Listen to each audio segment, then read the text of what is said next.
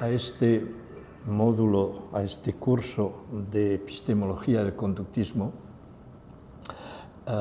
voy a hacer todo lo posible para que en ningún momento te arrepientas de haberlo elegido. Y vamos a empezar por el principio, es decir, vamos a ver un poco el término de epistemología para que quede claro lo que entendemos por ello. La palabra viene del griego, evidentemente, de episteme, quiere decir conocimiento, y logos, discurso, tratado de, sobre.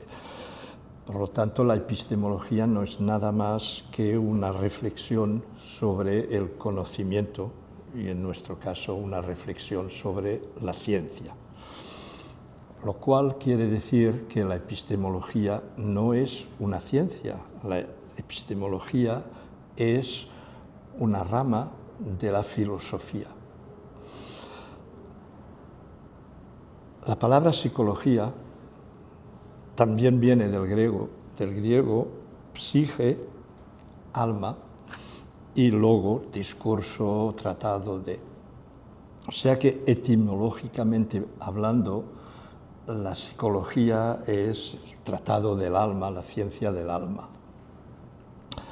Ya ven ustedes que ahí hay un problema, ¿no? Porque estudiar el alma pues no es algo que se pueda hacer de manera científica y ustedes en sus carreras no han estado estudiando el alma. Para mí ahí ya hay un primer punto que deberíamos de una vez por todos clarificar. La palabra psicología, desde mi punto de vista, debería desaparecer, así como la palabra psicólogo. Concretamente, porque si no estamos diciendo esto, ¿no? Yo estudio el alma. Ya sé que mucha gente se escapa diciendo, no, bueno, el alma eso era antes, cuando se creía en esas cosas, pero lo que estudiamos es la mente, la psique, ¿no? Los ingleses van a decir el mind, y como si con ello ya hubiesen salvado el obstáculo, como veremos más adelante, todos estos términos que acabo de evocar, ¿no? Mente, psique, aparato mental, no son más que una versión laica del concepto religioso de alma y que tiene muchas características comunes con el concepto de alma, por más términos modernos que se les quieran dar. Ya volveremos sobre ello. Yo concretamente, cuando alguien me pregunta en Francia, ¿tú de qué eres profesor?, nunca he contestado de psicología. Siempre he dicho yo, profesor, ciencia de la conducta. Ciencia de la conducta, interesante eso. Y más o menos en qué consiste. Bueno, pues tal. Psicología. No, en absoluto. ¿No? Yo les decía a menudo, miren, la psicología es a la ciencia de la conducta lo que la alquimia es a la química, o sea, es la protopsicología, lo que se había antes, ¿no? Y el problema es que la palabra psicología nos induce, aunque no lo queramos, a este error, considerar que estamos estudiando algo mental diferente del cuerpo, para eso ya están los médicos y tal, y que crea, de hecho, una visión dualista del ser humano, y del dualismo vamos a hablar largo y tendido. Pero hay otro problema, yo diría tan o más grave en la psicología, y es que la psicología prácticamente es la única disciplina que aspira a formar parte de las ciencias naturales que no ha conseguido aún hoy en día ponerse de acuerdo sobre el objeto de estudio de esta disciplina, que es básico. Si ustedes preguntan a un físico cuál es el objeto de estudio de su disciplina, o se lo preguntan a un geólogo, o se lo preguntan a un químico, todo el mundo les va a dar una respuesta muy unívoca. Si ustedes preguntan a un psicólogo cuál es el objeto de estudio de su ciencia, van a obtener, y no es una suposición, durante años a mis estudiantes les repartía un cuestionario en el que había preguntas de ese tipo. Y la disparidad de las respuestas es espeluznante. O sea, no se puede avanzar en una disciplina si no se ha empezado por ponerse de acuerdo sobre el objeto de estudio. Lo cual me lleva a afirmar que nunca deberíamos hablar, suponiendo que guardemos la palabra psicología, de psicología en singular, sino de psicologías en plural, porque hay varias concepciones de la psicología que no son como diferentes especialidades. No sé, por ejemplo, pues puede decir uno hace física cuántica, otro hace física terrestre o física de los sólidos. No se trata de eso, se trata de físicas diferentes sería. Es decir, que la psicología tiene el problema de no haber unificado el paradigma, de no tener un paradigma único.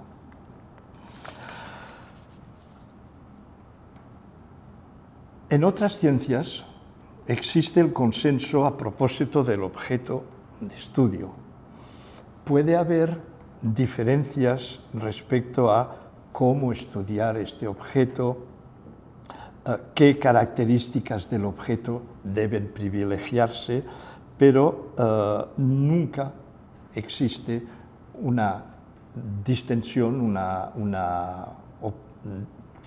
ambigüedad sobre el objeto de estudio. Esta ausencia de criterios comunes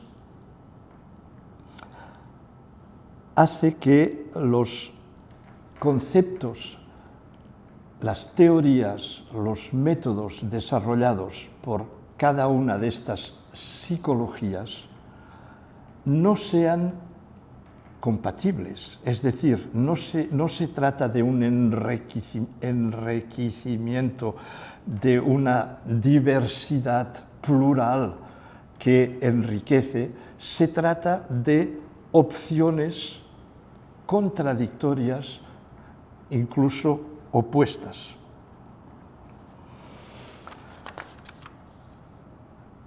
Voy a utilizar una metáfora para explicar lo que quiero decir. Aquí en esta sala tenemos una serie de cuadros que están enmarcados con unos marcos. Todos somos capaces de diferenciar el cuadro del marco, son dos cosas diferentes.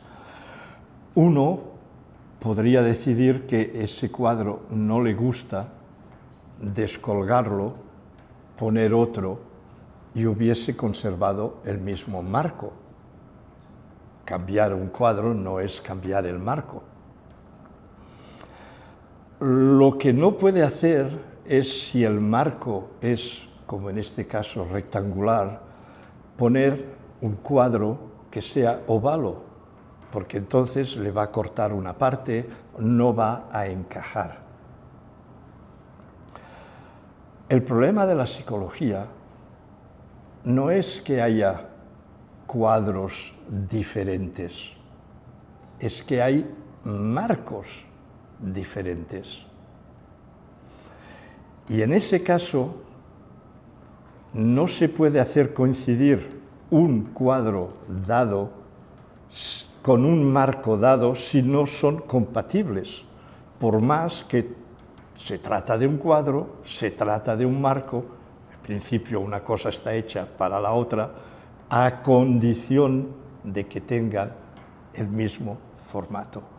Lo que ocurre con las psicologías es que pretenden hacer entrar en marcos distintos cuadros distintos sin darse cuenta de que están mezclando, confundiendo el cuadro con el marco, es decir, el contenido con el marco teórico, con la epistemología que debe contenerlo.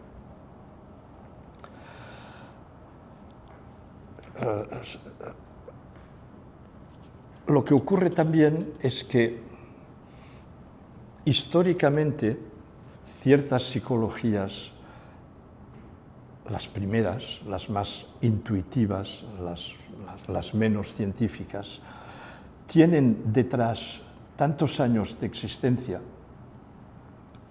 que han acabado produciendo lo que los ingleses llaman, yo como pronuncio muy mal el inglés, lo voy a decir en castellano, el derecho del primer ocupante, ¿no? O sea, yo estaba antes y por tanto yo tengo razón. Una teoría que es muy antigua consigue que se confunda el cuadro, es decir, su teoría concreta, con el marco, y que implique que si uno quiere cambiar de teoría porque le parece que no es correcta y quiere sustituirla por una mejor, como lo quiere hacer el conductismo, le digan, no, es que no, tu teoría no entra en el cuadro porque no se les ocurre que pueden cambiar el marco. Ellos han acabado confundiendo el marco con el cuadro. Yo eso lo digo a veces con otra metáfora, la del rostro y la máscara. Un actor, en los tiempos de los griegos, de las tragedias griegas, que los actores ponían una máscara para representar el tipo de personaje que iba a representar. Entre paréntesis, les recuerdo que la palabra personalidad, que es uno de los términos muy utilizados en psicología, la palabra personalidad viene de ahí. En griego, máscara se nombra persona. Una persona es una máscara. Entonces, cuando un actor se ponía la máscara, digamos, triste, el espectador, antes mismo de que pudiese empezar a hablar el personaje, viéndole la máscara, podía predecir su conducta. Este hombre va a expresar tristeza. Y cuando veía a otro que tenía una máscara de alegría, antes de que empezase a alegrarse, podía predecir cómo se iba a comportar. Y de ahí la noción de personalidad de una persona nos permite, si conocemos su personalidad, predecir cómo se va a comportar. Este es el origen de la palabra personalidad, no más. Bueno, cierro el paréntesis. Un actor, pues, le ponen la máscara de tristeza y empieza a interpretar su papel de tristeza. Y lo hace tan bien que la próxima vez que lo alquilan dicen, tú, tristeza, que te va muy bien, y la máscara de tristeza, ¿no? Como ciertos actores que siempre, en cine actual, hacen siempre un poco el mismo papel que ya el papel que le tienen asignado, ¿no? Imagínense que eso se va repitiendo años y años y años y años, y el hombre siempre con la misma máscara, que al final, ¿no?, la máscara, pues, de tanto llevarla puesta, pues se ha ido amoldando un poco a su rostro, ¿no? Y al final ya la lleva siempre puesta. Y llega un día en que la gente se ha olvidado de lo que está viendo no es su rostro, es una máscara, porque ha llegado a confundirse la máscara y el rostro. Y entonces llega un joven director de teatro revolucionario, quiere cambiarlo todo y tal, ¿no? Y dice, oye, tú vas a hacer de alegre. Te quitas la máscara de triste y te pones la de alegre. Y la gente dice, pero O sea, lo va a desfigurar, le va a arrancar la piel, porque ha olvidado que eso es una máscara. En psicología nos pasa lo mismo.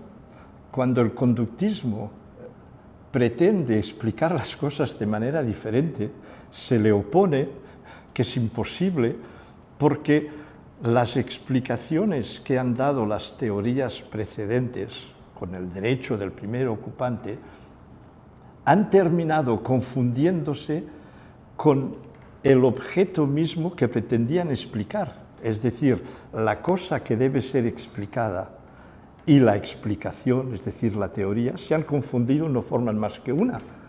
Y entonces, si uno quiere cambiar la teoría, le están acusando de que quiere cambiar la cosa. Claro, eso no es posible, las cosas son lo que son. Este es, pues, uno de los problemas principales de la situación actual. Disponemos de varias psicologías diferentes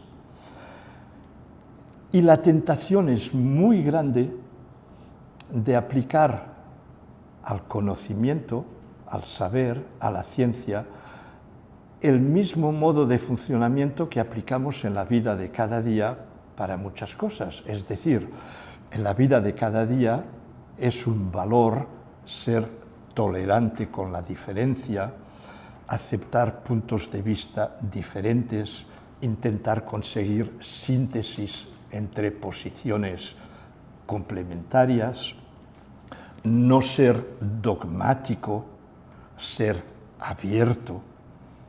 Esto es un valor para la vida de convivencia, para la política, para lo que queráis. Pero no se puede trasladar así, sin más, ese valor al campo del conocimiento, porque el conocimiento no es una cuestión de opiniones, es decir, hay cosas que son ciertas y cosas que son falsas, y no se puede hacer una síntesis entre lo cierto y lo falso, porque lo que sale no se aguanta. O sea, imagínense, ¿no?, que hay gente que dice, no, la Tierra es redonda, y los otros que dicen, no, la Tierra es plana. Síntesis, pues bueno, la Tierra va a ser redonda los lunes, miércoles y viernes, y plana los martes y el domingo, ya veremos. Eso sería una absurdidad y nadie puede pretender eso. Es lo que nos piden que hagamos en psicología. Hay bueno en todas partes, ¿no? Incluso un reloj que está parado 2 veces al día da la hora exacta. Bueno, sí, pero como que tú no sabes en qué momento te está dando la hora exacta, pues no te sirve de nada saber que todas esas tentaciones de hacer síntesis, de unificar, son totalmente ilusorias por una sencilla razón. Estamos intentando aglutinar cosas que pertenecen a campos epistemológicos diferentes, como lo vamos a ver enseguida. Por eso, la peor actitud es el eclecticismo. O sea, lo que se debe eliminar en primero es el eclecticismo. Yo prefiero muy mucho la coherencia en un enfoque que yo voy a considerar erróneo, pero que es coherente con él mismo, lo defiende, equivocado, pero para mí, pero se ciñe a una coherencia, que la persona que dice, no, es que en todas partes hay cosas buenas y hay que saber tomarlo. Bueno, Simone de Beauvoir decía esa frase que a mí siempre me ha fascinado: la verdad es una y el error es múltiple. Es decir, que Madrid es la capital de España, solo hay una respuesta correcta. O sea, ¿cuál es la capital de España? Madrid. Todas las demás respuestas son errores.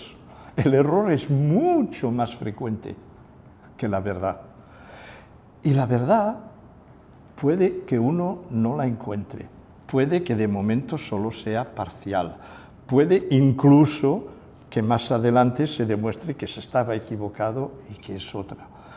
Pero en ningún caso es el fruto de un arreglo, de un consenso en el que, bueno, pues mira, pues entre Madrid, Toledo, Barcelona y Bilbao, pues hacemos una... O sea, ahí hay una metáfora culinaria que a mí siempre me ha parecido muy clara, que es la diferencia entre una salsa mayonesa y una salsa vinagreta.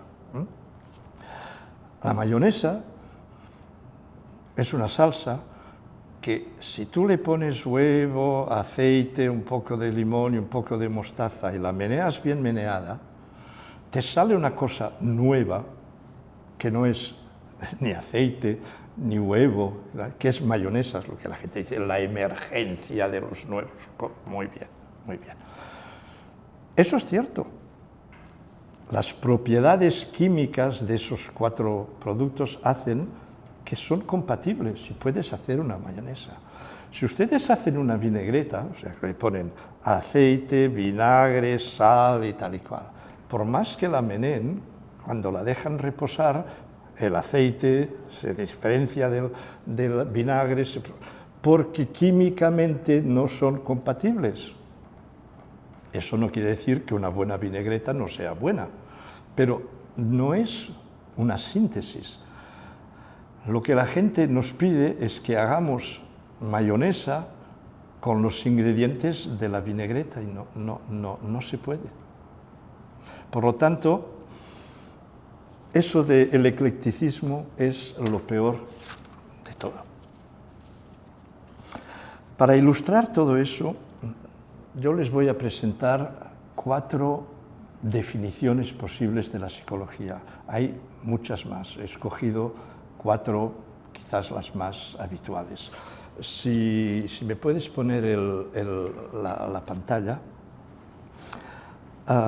yo les voy a pedir de escoger cuál es la que a ustedes les parece más adecuada y, evidentemente, teniendo en cuenta su formación, no me extrañará que estén más o menos de acuerdo.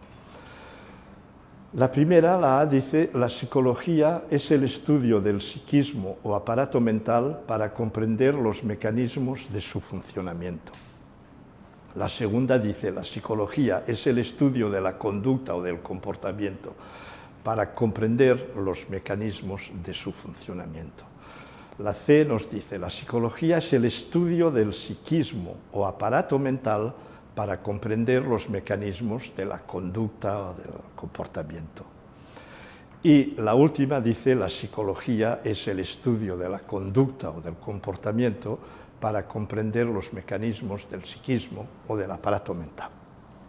Fíjense que son 4 definiciones diferentes. ¿Cuál es la que ustedes escogerían? La B. La B, perfecto. Entonces, me gustaría que me dijesen a qué psicología corresponde la B, cuál es el nombre con el que conocemos esa psicología. El análisis de conducta. El conductismo, muy bien. ¿Qué nombre le darían a la primera? ¿Qué es esa psicología que estudia el psiquismo para comprender los mecanismos de su funcionamiento? Psicoanálisis. No es el psicoanálisis.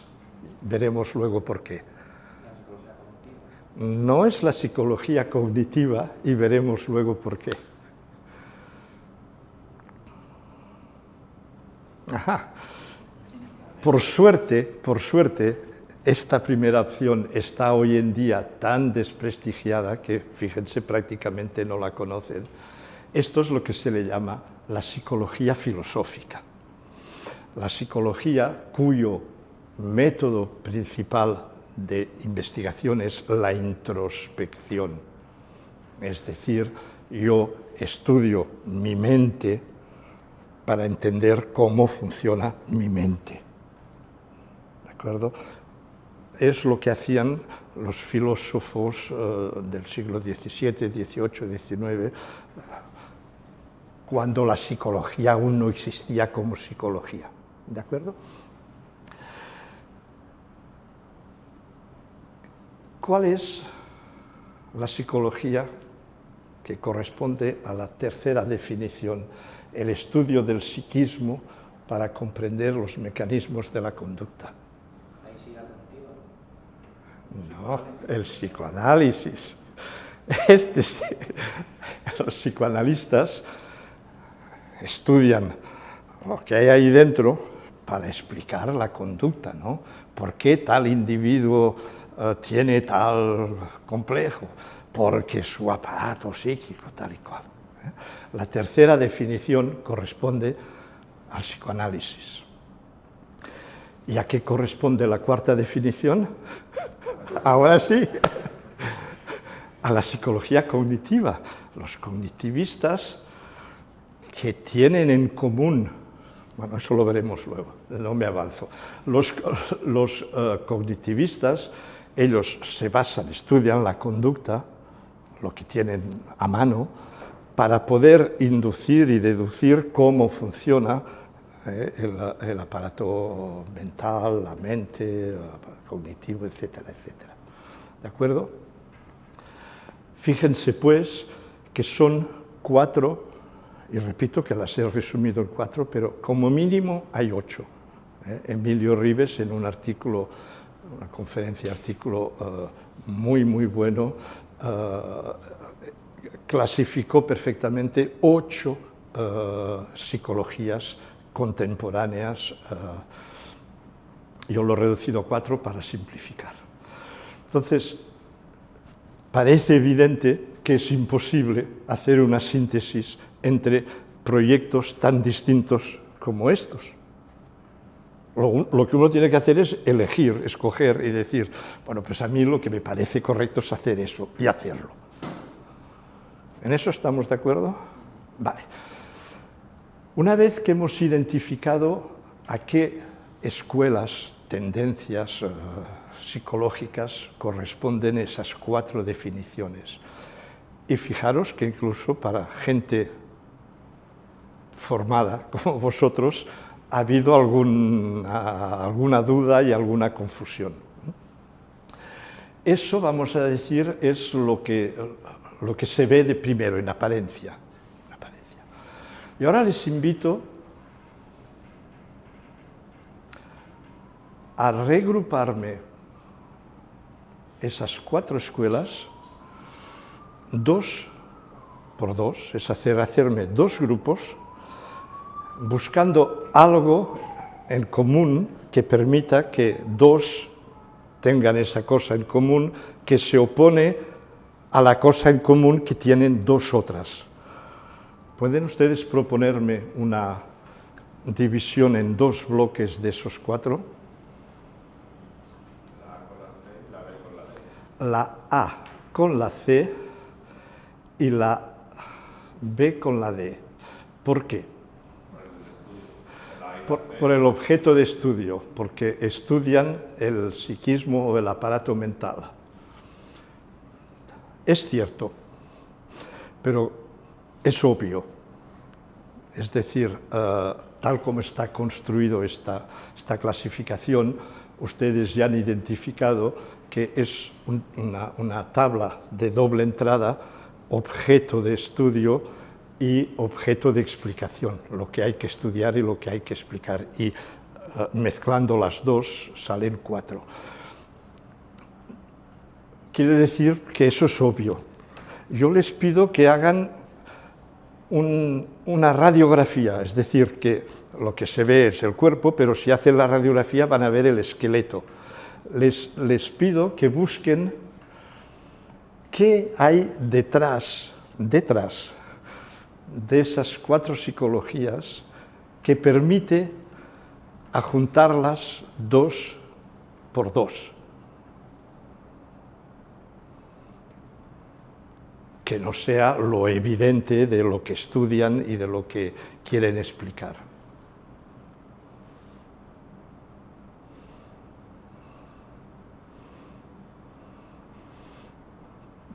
Deberían.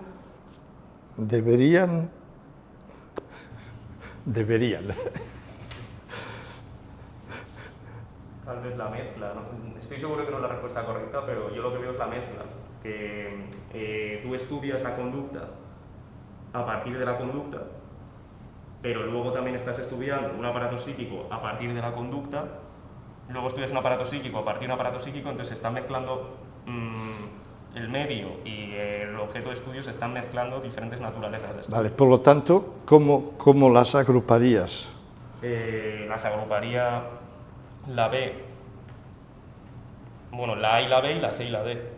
Bueno, eso ya lo hemos dicho y nos quedamos aún en las apariencias, digamos. Hay un eje en un extremo del cual se sitúan dos y en el otro extremo del cual se sitúan dos más. Un eje de una noción epistemológica. Perfecto. Dualismo versus monismo. ¿Cuáles son las dos escuelas monistas? La A y la B. ¿Cuáles son las dos escuelas dualistas? La C y la D. Eso sí que es una frontera. Estamos frente a dos concepciones epistemológicamente opuestas, lo cual refuerza aún más esta idea que les he dicho, que era la idea básica del curso, de que todo excepto el eclecticismo. ¿Cómo vamos a mezclar concepciones que parten del presupuesto dualista, hablaremos largo y tendido del dualismo, con concepciones que parten del presupuesto monista? Es imposible, o sea, nadie nadie lo haría. O sea, si a la gente se le explica así, se da cuenta de que no puede ir ahí diciendo no, que es que hay que buscarlo. O sea, está clarísimo. ¿Convencidos? Bueno, este eje era el fácil de encontrar. Hay otro eje que permite reagrupar esas cuatro en dos, que es quizás un menos evidente, pero que les invito a encontrar, que también es un concepto epistemológico.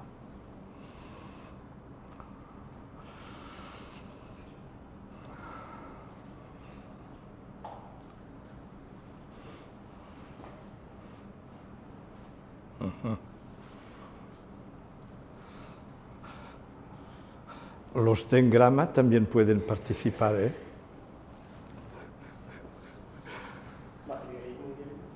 Materialismo y... Idealismo. Mira, está bien pensado. Y me gusta que hayas dicho eso, pero alguien decía, no des nunca ninguna importancia a todo lo que viene antes del pero. O sea,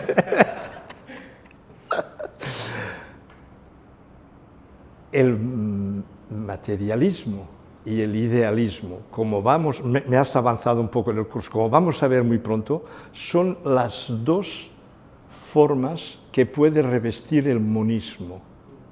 El monismo puede ser monismo materialista o monismo idealista, pero las dos son monistas. Luego, todo esto es lo que vamos a hablar, ¿eh? No es ese.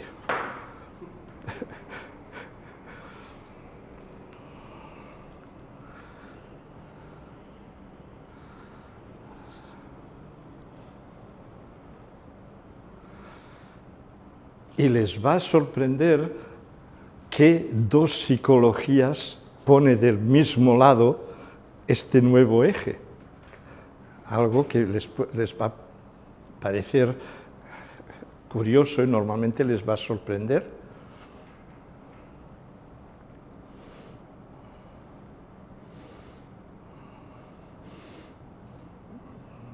Bueno, les ayudo.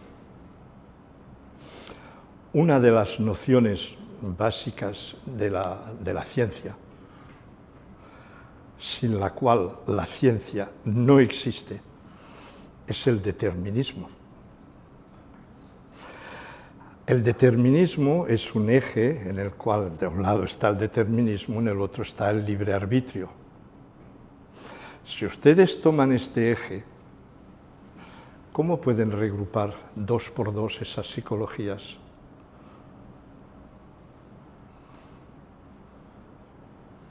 Quizá la B con la C y la A con la D. Exacto, la B con la C y la A con la D. Sí, señores. El conductismo y el psicoanálisis tienen un punto común, y es que los dos son deterministas. La conducta está determinada. Evidentemente, vamos a divergir, no sé cómo se dice, sobre cuáles son esos determinantes, pero estamos de acuerdo en que la conducta está determinada. Para la psicología filosófica, evidentemente, ¿no? Y les puede sorprender que la psicología tipo cognitivo no sea determinista. Fíjense que están siempre con probabilidades, están siempre haciendo test no aceptan el determinismo en el sentido clásico de la palabra, es más bien probabilístico. ¿De acuerdo? Entonces, si trazamos estos 2 ejes y ponemos determinismo, libre arbitrio, dualismo, monismo, eso nos forma 4 cuadros y cada una de estas psicologías entra en uno de los cuadros. Entonces, si se lee horizontalmente, se ve que hay 2 que comparten esto contra estas 2, y si se lee verticalmente, se ve que hay 2 que comparten una parte. No lo tengo, pero se lo imaginan ese cuadro, ¿no? Era al principio un cuadro de doble entrada en el que partíamos de lo que se estudia y lo que se pretende explicar, y acabamos en otro cuadro de doble entrada en el que tenemos materialismo, monismo, dualismo, determinismo, libre arbitrio. Y las 4 aparecen también, pero las hemos situado de una manera que nos permite entender qué hay detrás, cómo funcionan, cuáles son los presupuestos filosóficos y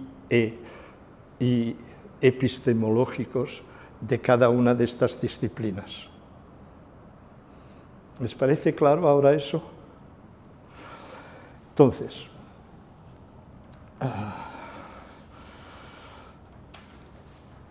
hablemos del monismo y hablemos del dualismo, puesto que hemos dicho que era uno de los ejes que teníamos para explicar. El monismo se define por postular que solo existe una esencia, un principio en el universo, uno. El dualismo se define diciendo que existen 2 principios, 2 esencias en el universo.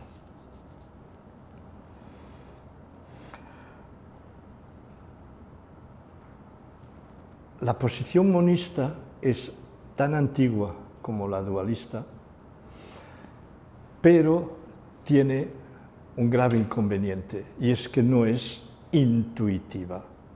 Es decir, todos nosotros, por el hecho de ser unos animales superiores con un cerebro que ha generado funciones como el pensamiento, el lenguaje, el símbolo y tal y cual, nos percibimos a nosotros mismos como duales, es decir, como cuerpo, y entonces le pones la palabra que quieras, la mente, la psique, la percepción que tenemos nosotros mismos de nosotros es una percepción dual, lo queramos o no lo queramos. Y es un gran esfuerzo intelectual decir, eso es una ilusión. Porque vamos a ver, si hay dos esencias, el cuerpo es material, eso no necesita explicaciones, pero cuando decimos que hay algo mental, ¿cuál es la naturaleza de lo mental? O sea, ¿de qué está compuesto el mental? ¿Cuál es su substrato?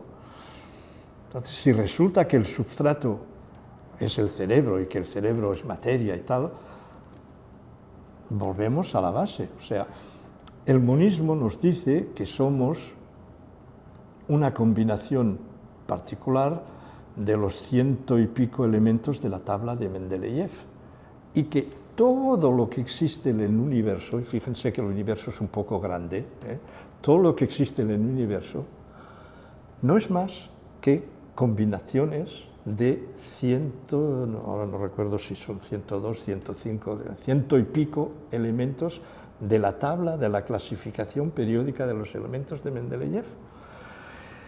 Que una cierta combinación de estos elementos, con una evolución de millones de años, haya producido estos animalitos tan particulares que somos nosotros, no tiene el poder de haber generado un nuevo elemento de la tabla de Mendeleev que no estuviese ahí. O sea, no es posible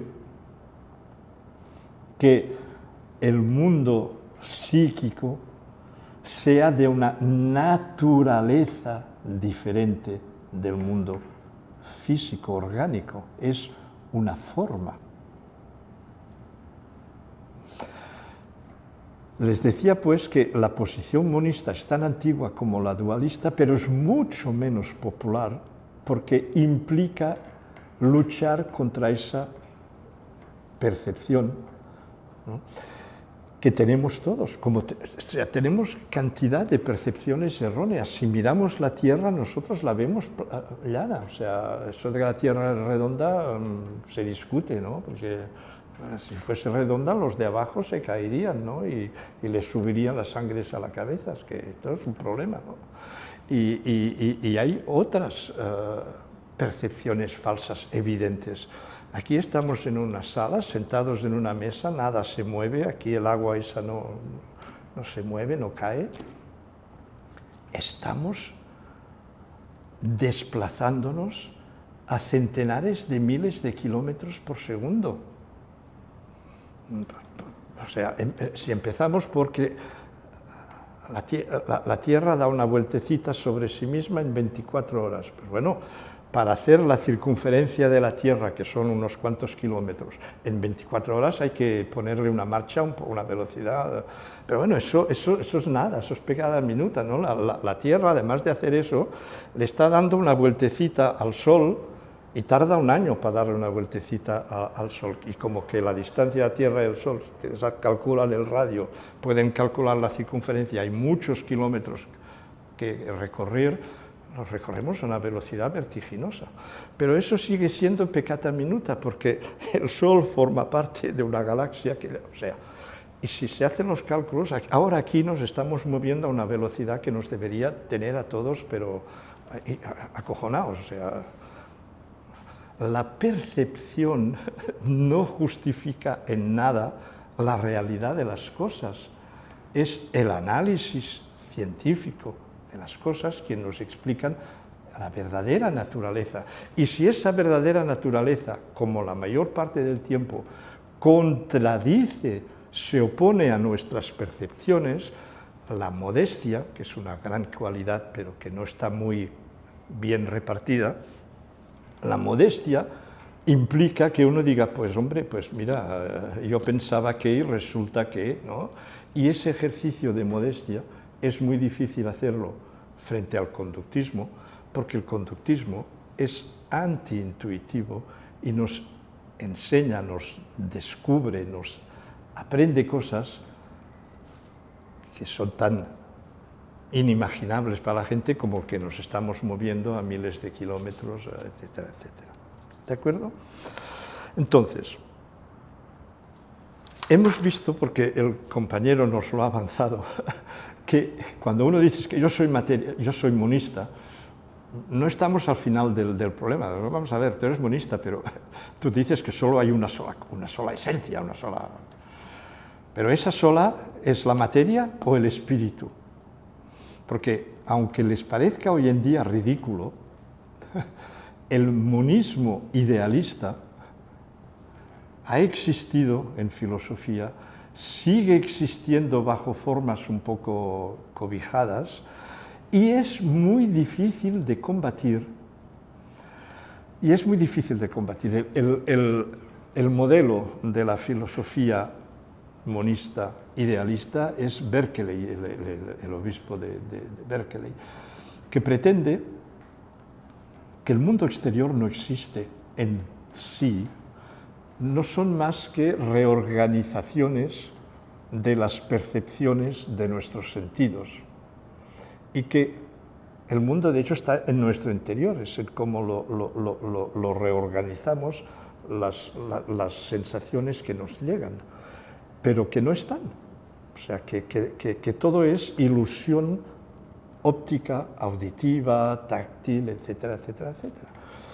Entonces, uno puede decir, bueno, pero eso es muy fácil de rebatir. Dices, tú dices que la piedra no existe, bueno, pues dale una patada a la piedra y verás tú. Y dices, no, yo doy una patada a la piedra y tengo dolor, pero el dolor no es más que los señales que me envía mi sistema nervioso y tal y cual.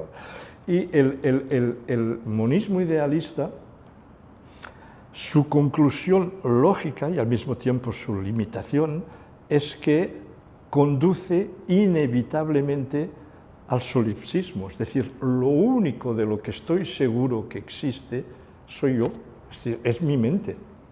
Y fíjense que es la posición de Descartes al principio, ¿no? Yo pienso, luego existo, es decir, estoy seguro de que existo únicamente porque pienso, no porque estoy sentado en una mesa y si doy una patada a la piedra tengo dolor y tal y cual. Y de lo único que puedo estar seguro es de esto, y a partir de ahí el hombre organiza toda su filosofía. O sea, no se rían del monismo idealista, que es difícil de combatir.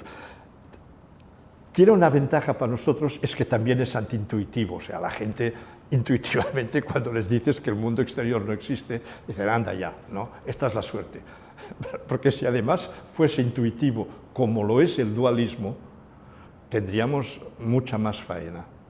Por lo tanto, la verdadera oposición, el verdadero combate es entre el materialismo monista o el monismo materialista y el dualismo. Ahí sí que hay batalla. ¿De acuerdo?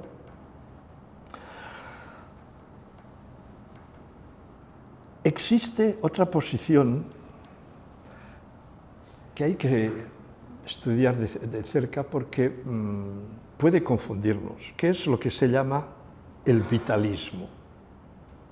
Ustedes han oído hablar de vitalismo.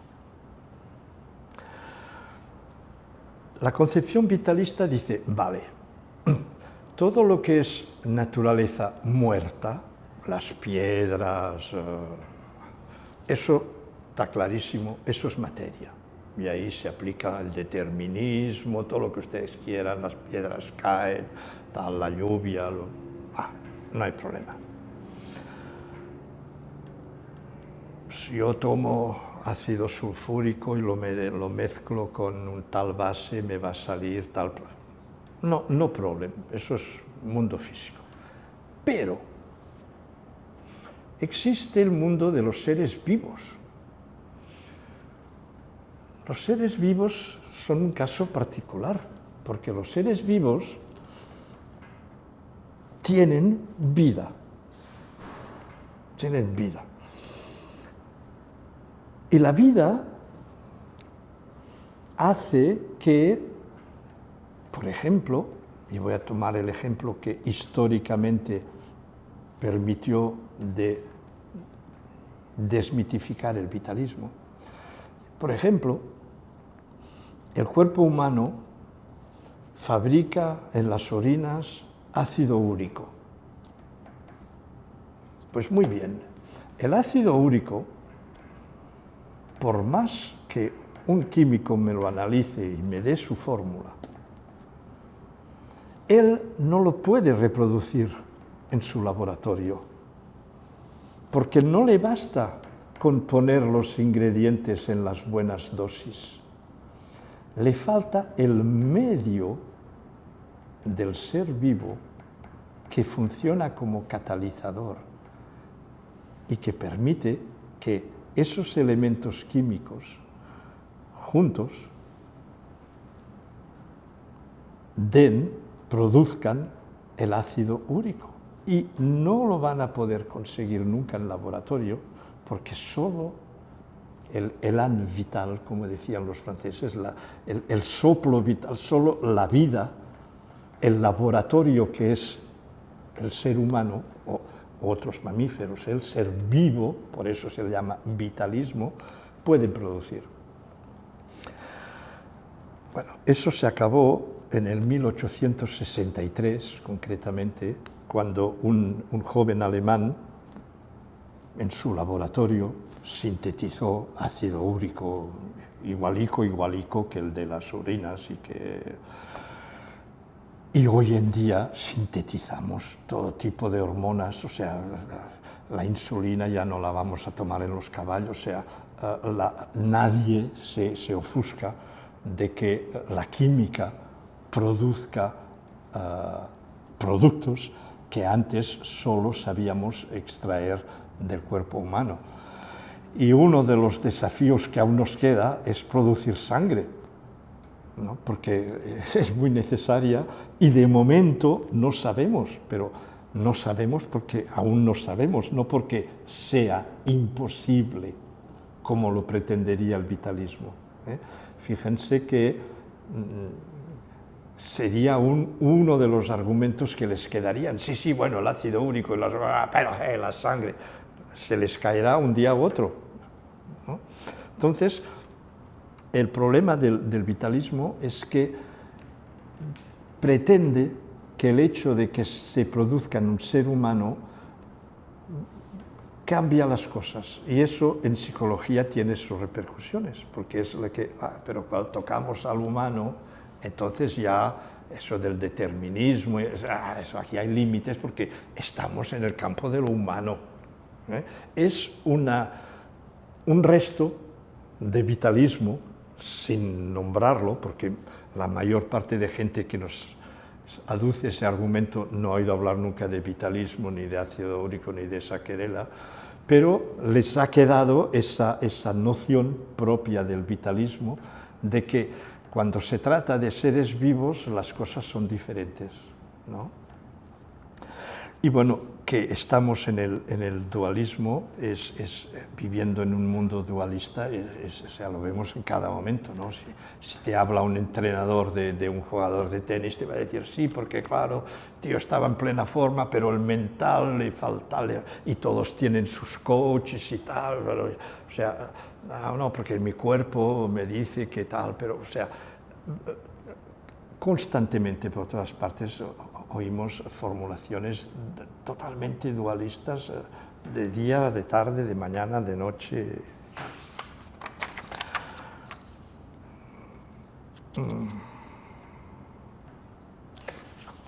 Esto ya lo hemos visto. Ahora el otro eje, el del determinismo y el del libre arbitrio. El libre arbitrio, igual que el dualismo, tiene la ventaja de que es intuitivo. Es decir, nosotros nos sentimos libres. Es decir, yo he venido hoy aquí, ¿no? porque lo he decidido, me lo han propuesto, yo he evaluado la situación y he dicho, bueno, pues puede estar bien y tal, soy libre, yo no está, mi conducta de venir aquí no está determinada. Pues es falso. Su conducta de venir aquí, como la mía de estar dando esta clase, como la de Jordi ahí detrás de su cámara, están determinadas por una serie de eventos, por una serie de refuerzos, por una serie de historia personal de refuerzos, que hace que si ustedes hubiesen tenido algo más importante que hacer o que hubiesen pensado que aquí se iban a aburrir mucho, tal, la balanza hubiese caído del otro lado y no estarían aquí. Pero esa sensación de que dominamos nuestro destino, de que somos libres, es tan prepotente como la sensación subjetiva del dualismo, es decir, que lo sentimos así, ¿no?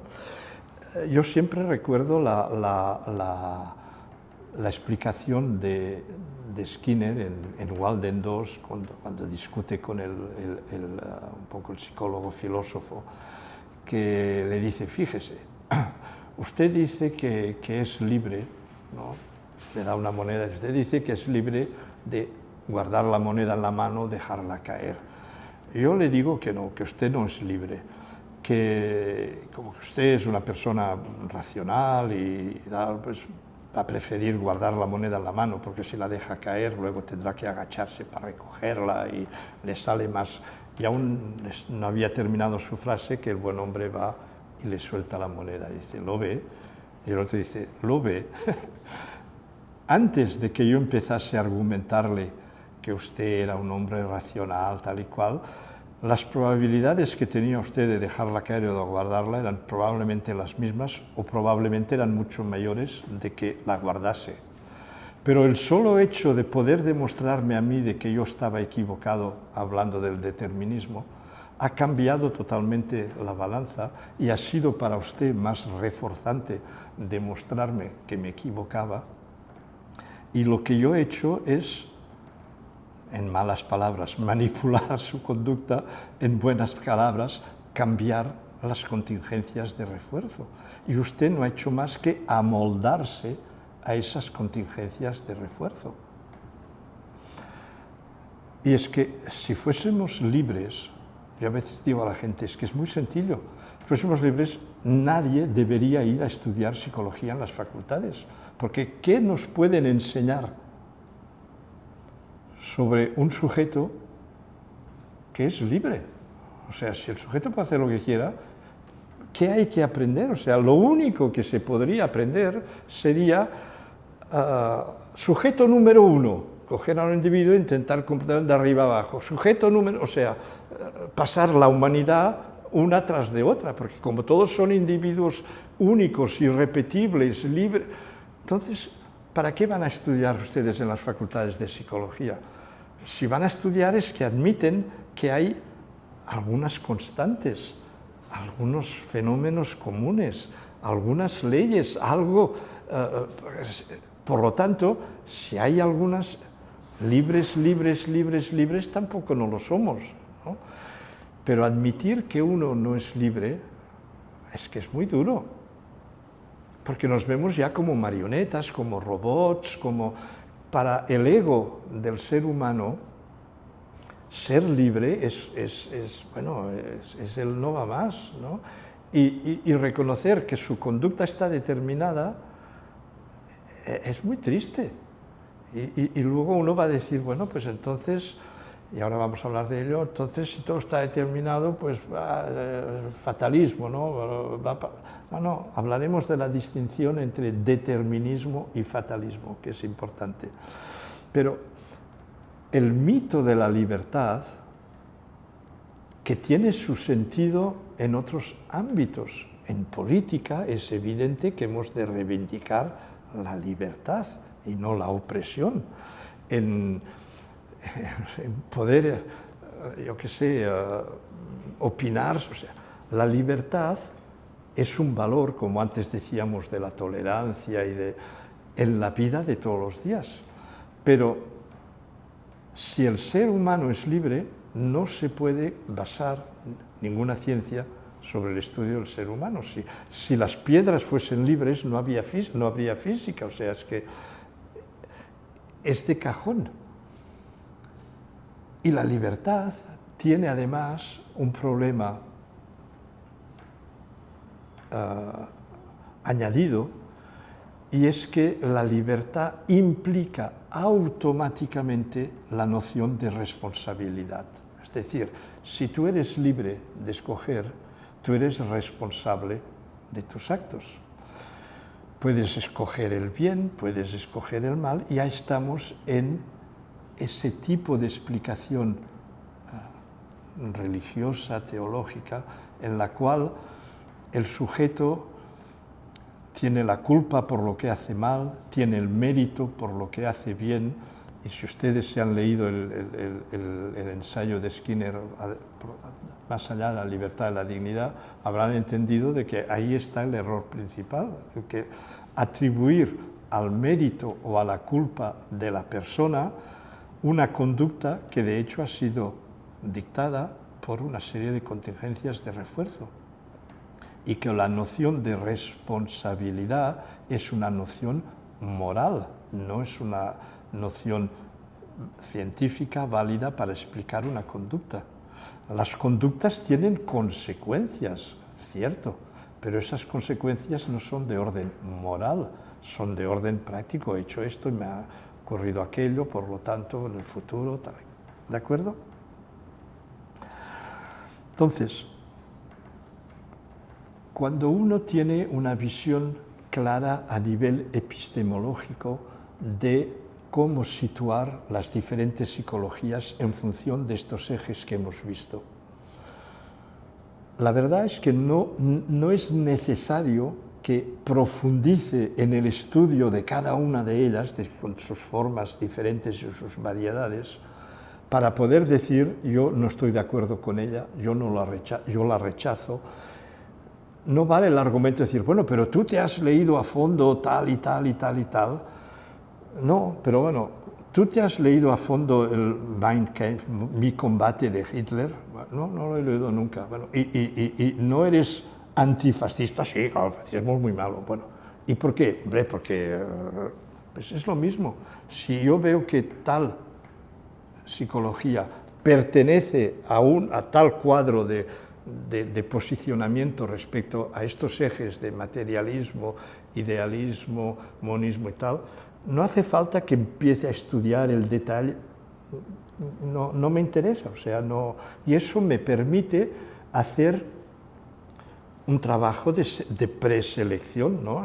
Es como las religiones, hay cantidad de religiones de las que no tengo un conocimiento ni profundo ni casi superficial, pero que no me digan que como que no conozco a fondo el budismo, no puedo rechazar el budismo, porque sencillamente el budismo forma parte de la categoría religiones y mi posicionamiento epistemológico hace que la categoría religiones, el detalle de tal o tal religión me deja indiferente.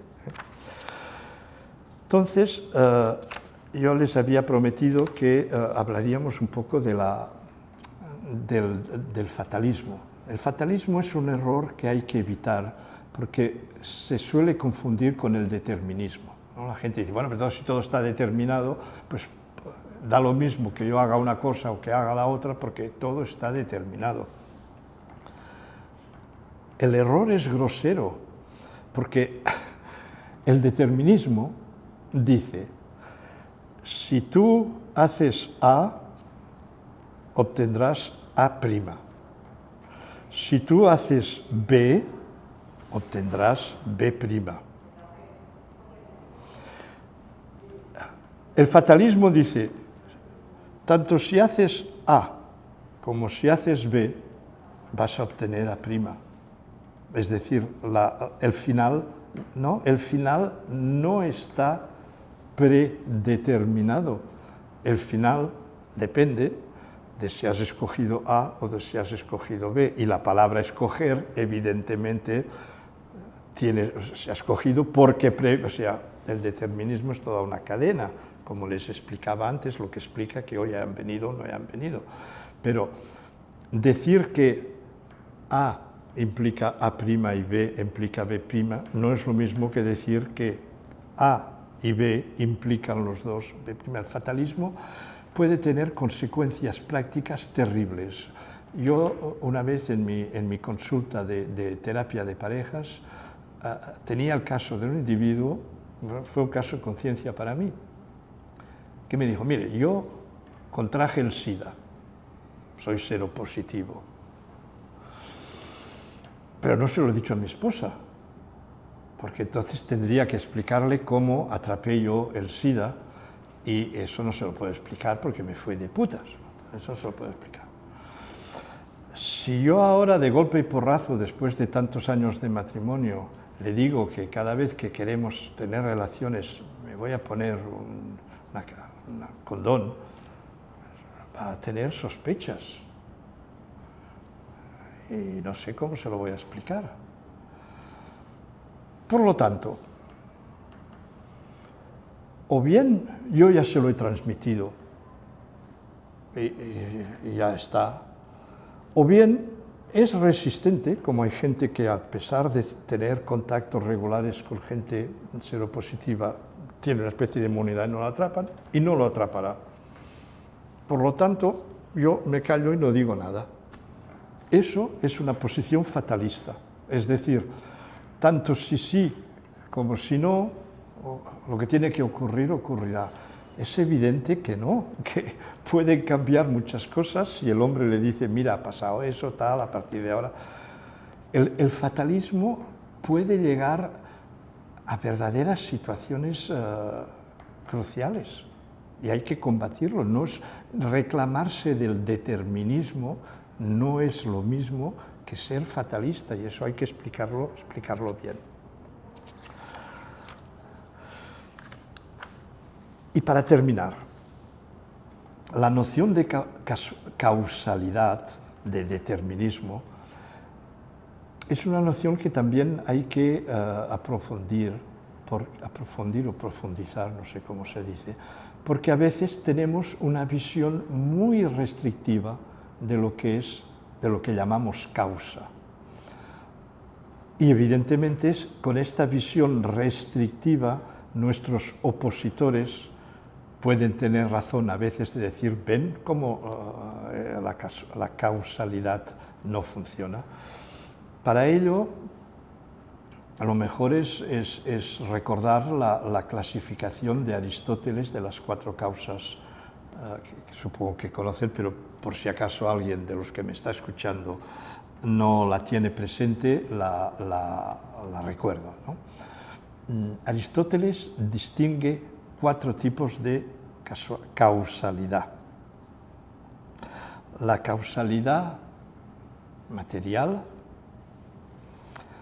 la causalidad formal, la causalidad eficiente y la causalidad final. Y da un ejemplo para que se entiendan esas 4 diferencias. De aquí hay un escultor que le han pedido que haga una estatua de Apolón. El hombre va a buscar un bloque de mármol, se pone y te saca un Apolón. Muy bien, vamos a analizar. ¿Cuál es la causa material de ese producto, de esa estatua? La causa material es el mármol, o sea, es una estatua de mármol. Sin mármol no hay estatua. Muy bien. Podía haber sido otra cosa, pero es el mármol. ¿Cuál es la causa formal? Hombre, tenía que adecuarse al modelo de Apolonio. No podía ahí hacer una Atenas o una Psige o Dafne. Tenía que ser Apolón y no Júpiter. O sea, una causa formal, había un modelo. Bueno, ¿y cuál es la causa eficiente? Hombre, eficiente es que, mira, yo ahí pegándole al martillo, tal y cual, y claro, si no le das, por más mármol que tengas y por más modelo que tengas, no. Bueno, ¿y cuál es la causa final? Hombre, la causa final es para poderla poner en el templo de Apolón, para que la gente la pueda adorar, De acuerdo. De todas estas causalidades, la que suele retener únicamente la gente es la eficiente. Es decir, yo aprieto aquí y pasa eso, ¿no? Las otras se olvidan muy fácilmente. Yo les voy a dar un ejemplo de la vida real en la que... el ejemplo es el siguiente. Me han invitado en un cóctel porque había un pintor que hacía una exposición tal y cual, no sé quién, alguien me invitó, no conozco a nadie, llego ahí, los cuadros son muy malos, me aburro como no tal, evidentemente nadie se fija en mí, tal, ¿no? Me dan una copa de champán, yo la tomo, ¿no? Cada un rato digo, a ver si alguien se entera de que estoy aquí, ¿no? Tengo ahí la copa de cristal puesta ahí y ¡pam! Un golpe se cae, se rompe, hace ruido y la gente se duerme. Vale. Alguien me pregunta, bueno, a ver, ¿por qué se rompió la copa? Entonces, el que está focalizado en la causa material, hombre, porque el cristal es frágil, el cristal se rompe. La copa se rompió porque es de cristal. No es falso. No es falso, es una de las causas. Otro va a decir, hombre, la copa se rompió, yo te he visto, porque tú le has dado un golpecito, habías tenido cuidado, no se hubiese roto, por más cristal que fuese, ¿no? La causa eficiente, ¿no? Y el conductista que está ahí dice, no, se ha roto, que él quería llamar la atención, la causa final, lo que estaba persiguiendo el operante, quería llamar la atención. Y evidentemente, para ello tenía que darle un golpecito, tenía que ser de cristal, porque si fuese de cartón no se hubiese roto, etcétera, etcétera, etcétera. Todas las psicologías, a excepción del conductismo y del interconductismo, se han focalizado en la causa eficiente. Estímulo, respuesta. Lo que precede es la causa de lo que sigue. Y la gran novedad, el gran heurístico del conductismo y del interconductismo es desplazar la causa eficiente hacia la causa final. Fíjense que a todos ustedes les enseñan que la topografía de la conducta no es relevante, porque para hacer eso yo podía tirar la copa, podía simular un ataque de angustia, podía ponerme a desnudarme delante de todo el mundo. Había muchas maneras de conseguir llamar la atención. La topografía, porque tú la has tirado, no es el dato importante para nosotros, es la causa final. Si uno tiene claro que hay diferentes tipos de causalidad, cuando analiza las cosas, las analiza desde el punto de vista que le es pertinente. Para nosotros es evidente que la causa formal, ni la causa material, ni la causa eficiente son las causas que nos interesan, no la causa final.